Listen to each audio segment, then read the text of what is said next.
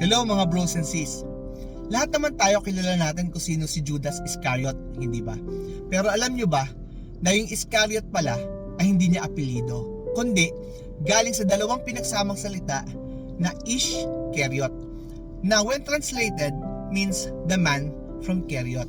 At yung Keriot naman was actually a place just outside the southern border of Israel na during those days ay nasasakupan ng mga Edomites. Sino naman yung mga Edomites?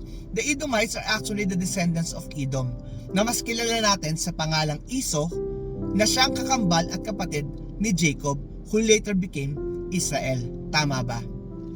And nasusulat din sa scriptures that Edom or Esau had a perpetual hatred para sa kapatid niyang si Jacob.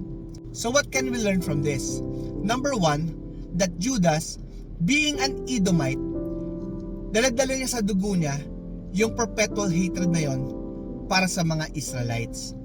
And it actually played a big part do sa nagawa niyang betrayal or pagtatraidor kay Yahushua or kay Jesus. Secondly, we can learn na totoo talaga yung generational curses, na yung dugo na nananalaytay sa atin plays a huge part do sa landas na tatahakin natin. But there's good news, kasi tinan niyo si Judas.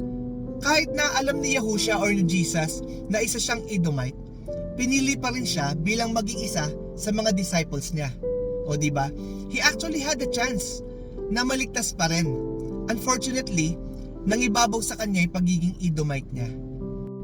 Secondly, kung ano yung ginawa ni Yahushua para kay Judas, it is also available to us today.